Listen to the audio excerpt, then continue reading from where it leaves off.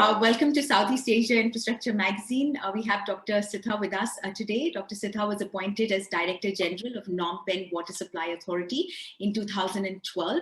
He has over 30 years of experience in the water supply sector, and he has brought about several significant changes in the authority, which has resulted in achievements and improvements in institutional capacity and productivity, especially including planning, management, operations, and technology. He's committed to achieving the UN Sustainable Development Goal 6, clean water and sanitation by 2025. PPWSA has received several international awards under his leadership, and he himself has been presented some very prestigious awards and medals. Thank you very much, Dr. Sitha, for joining us today. I would like to ask you, I would like to begin by asking you, are you satisfied with the progress that the authority has made in the last decade? And if not, what would you have liked to be done differently? From my part here, I myself very satisfied with what our organization has achieved up to now, because we also got a lot of support, and also from our commitment, support from the international agency, with the government agency, also the strong support from the high level of the politicians. So very satisfied with our commitment. That is great. That is great. Looking forward to this decade, what is your vision for Cambodia's water supply system towards 2030? Of course, the UN Sustainable Goal 6 includes a target to ensure the availability and sustainable management of water for all by 2030. But I believe your target is 2025. Can you throw some light on what are the plans to achieve SDG 6, and what is your own vision towards 2030? From my part, actually, for the whole country, the water sector is under the General Department of Potable Water Supply. But actually, we are also in a part of this Ministry of Industry, Science, Technology, and Innovation. So from our side, we also follow by CSDG. We have the SDG, but our CSDG Cambodian part. We plan to have treated water for the whole country by 2030, the same as the target of SDG. But from my responsibility for Phnom Penh City and Takmau, the territory of 694 square kilometers, something like this, at the same size of Singapore. Yes. So we plan to manage to supply the clean waters according to the CSDG by 2035. 100% the population in our coverage area must get the treated waters. Okay. So just to talk about some of the projects, when we're looking at this 100% coverage by 2025, what are some of the key projects that are coming up in the country that will ensure this goal is achieved? Based on this, we have made or revised our master plan. So we have 3 master plans already. The first one is expired since 2010, and the second one is expired since 2017. Now we are implementing the 3rd master plan. Followed by the 3rd master plan, we made the action plan. And we are looking for the development partner, financing, to finance us. I mean, as a loan or any sum of the grant, maybe, if possible. But actually, loan is coming from the European country to build up the new water treatment plant, and also to lay some of the pipe network and transmission line into the cities and to the city skirt. Okay. Looking at the current times right now, what has been the impact of COVID-19 on some of the current development works, especially on the water supply plant construction or the Bakteng water treatment plant project? Many countries have also reported loss of labor due to pandemic restrictions. How has this affected the timeline and cost of some of the projects? How has COVID impacted you? Yes, sure. During this period, the COVID-19 made a lot of trouble to us, impact to our work, impact to our plan. But and also in the first semester of this years, Phnom Penh city also locked down. You may know from the news. It is very difficult for us, for the labor, to come to the site to work. But actually, we get a strong support from the ministry, a strong support from the local authority, I mean the municipality. They allow some of the workers who stay in that area nearby the sites can come to work at the site. But however, we delay than a schedule around 6% lower than less than the post schedule. Okay, so no significant impact on development works, and I believe the timelines are likely to be met then. Sure, we after not lockdown open, we start to recover. Currently, we are pushing the project, pushing the size, and adding up some more idea from the other consultant. I mean, we push our staff to join the construction work in calculation or management of the construction, to make sure that during this period of lockdown or the international consultant and contractor, they are not able to come. Then we share our knowledge, not only for the main thing, the main item, but some of part of it which is able to be done by the not so high level skill, something like that. We try to recover. But for the other high technique, we still communicate with the consultant and the contractor by internet or Zoom or whatever meeting. Yes. Absolutely, absolutely. I also want to understand, has COVID had any impact on the financials of the authority? So do you see revenues of PPWSA, have you seen them decline? A lot of other government authorities, for example, public transport operators have said that because of lower ridership, there has been a decline. But has that impacted PPWSA in any way? Sure, it is impacted to our revenue, especially to the average water tariff. Yeah, it is lower than we projected. So I mean that during this COVID-19 impact into Cambodia, especially in Phnom Penh, a lot of factory and a lot of commercial customer, they not consume my waters. All the water goes to the domestic use, which is at the lower rate of water tariff. But we also have the advantage from this COVID-19. You may understand that the production, our total production is only 600,000 cubic meter per day. Actual demand is 700,000 cubic meter per day. But during this COVID-19, the advantage is all the water goes to the domestic, and we have never got any comment or complaint from the domestic use. You know, actually in the dry season, many customers, domestic use, and especially near the city skirt, they complain, oh, my pressure is low. Oh, I have no pressure at daytime, something like that. But completely no comment and no complaint on during this period. Wonderful, wonderful. When you mentioned that you've seen a little bit of impact in your revenues, and revenues are likely to be lower than what you have projected, can you give us sort of like a percentage? What kind of drop are you seeing in the revenues? Approximately around below 5%. Below 5%. Okay. That's great. That's great.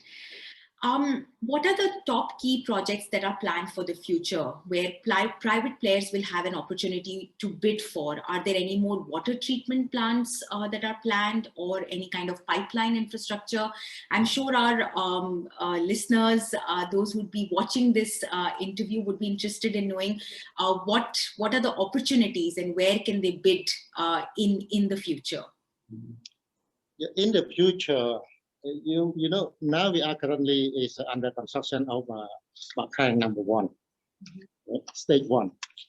We are going to start Bakhang stage 2 soon, by next month. And during this period, we also have a parallel projects for the Takmau water treatment plant, financed by JICA, and also we have another new project. It's a small, not big capacity, only 5,000 cubic meter per day at the western side. This is financed by the Czech Republic. Okay. So interesting opportunities coming up. I'd like to ask a little bit about smart water meters. Of course, the authority has made considerable strides in reducing the amount of non-revenue water.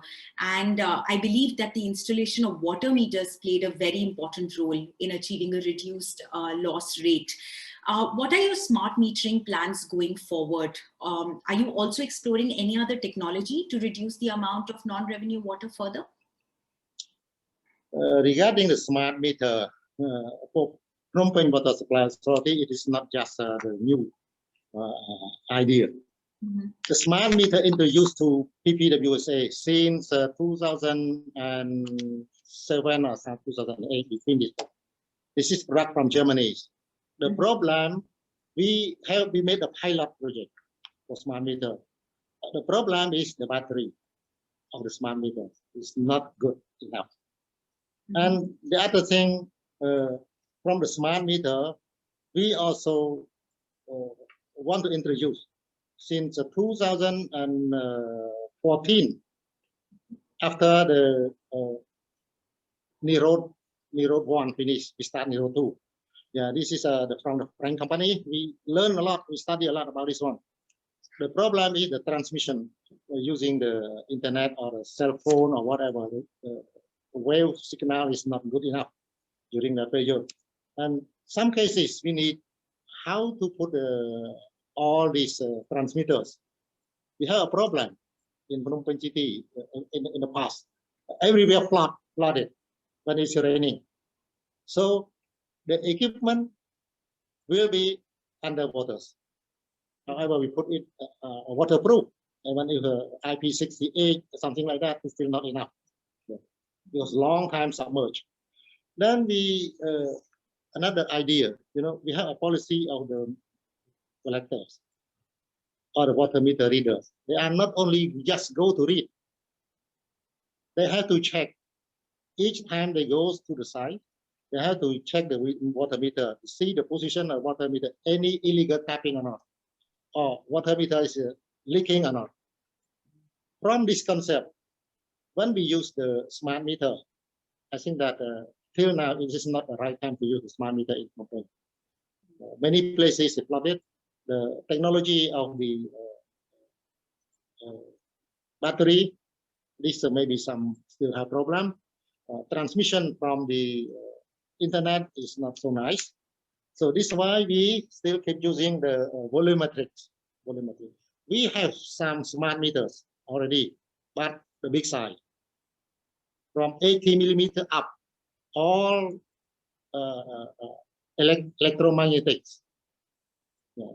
They have a transmitter when we can read it from the big customer is no problem. But for the normal meters below 20 millimeter size, we still use the plastic. Okay. My second last question to you, what are the big issues and challenges that are facing PPWSA currently under the progress towards 2030? And how do you plan to overcome these challenges?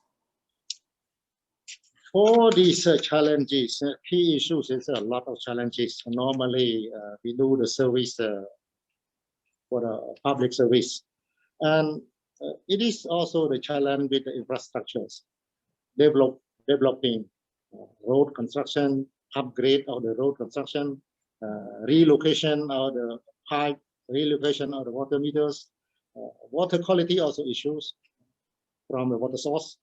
And during this COVID-19 pandemic, as we have told you already, that the big customer is drop their consumption, we drop revenue from that point. And also the main pipe extension out to the outside of the city, to the outskirts of the cities, we need big investment. You may understand that, you may know that currently our transmission main, the size of transmission main is diameter 2.0 meters. Big, very big. Difficult on the pipe laying, and also the level of the source of the water. Phnom Penh city, it looked like something like that, like this, like a globe, but upside bottom up like this. Push the pressure from the eastern side to western side because no water source from the western side. It will spend a little bit more energy. But from this more energy, we are doing something. We find a way to use the green energies from solar to cut down the energy cost. And we also, during this period, to put the pipe to the city skirt, spend a lot of money, but most of the people at the city skirt are domestic, with the lower cost of the tariff. The lower tariff is less than 50% of the cost, that we sell to the customer. So this is why if you go to see our water tariff, it is a lot of stages increase.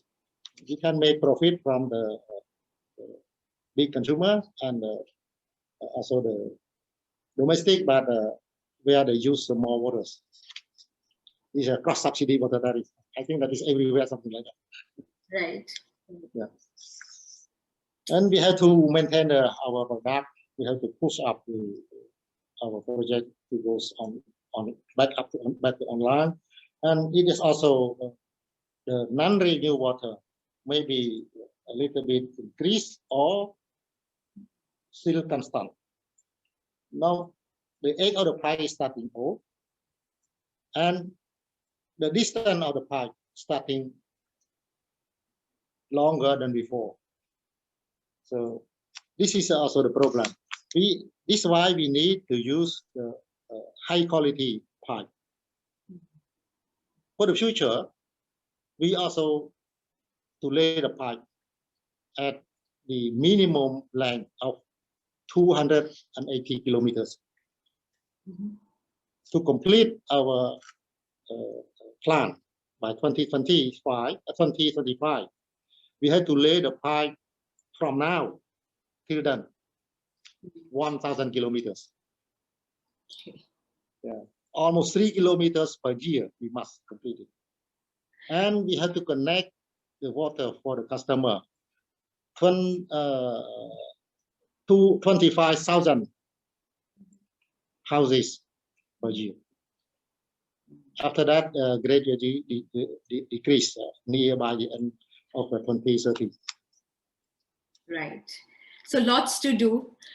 So Dr. What are your top 3 priorities for the rest of the year 2021? We're almost 6 months are almost over. So for the next 6 months, what are your top 3 priorities for this year? For this year, the priority for us is still keep supply safe water to the people in the cities, especially to provide the water to the people to clean their hand. We have a cleaning hand program. Yeah, water can be reused. When I was in Europe, I told that water is a medicine. Yeah. Not only for drinking, it is also medicine, because we we use this water to clean our hand with the soap instead of use alcohol. It's quite safer. Many people need waters. This is first one. Second one, to push the project. All the projects is to go back online, and the upcoming project still under design. Push it to be online also. You know, we will have project of the Plan 2 by next month. Project for the Khmer starting also in this year, but a bit delayed because of COVID-19. Project of the Bang Thong at the western side. Now we are starting. So from this, we have to push everything back to online, and also we still need to connect to the customer for this year to provide clean water to them, 20,000 connections. Wow, that's great. That's great. Thank you so very much, Dr. Sitha, for sharing your views with us today and for joining us today. It's been a very, very meaningful interaction, and we've learned a lot about PPWSA's plans going forward. Thank you so very much for joining us today. Thank you. Thank you very much. Thank you for joining us today. That was a very meaningful interaction with Dr. Sitha, and we hope to come back very soon with more meaningful interactions. So stay tuned for more content coming your way. And thank you for watching Southeast Asia Infrastructure TV.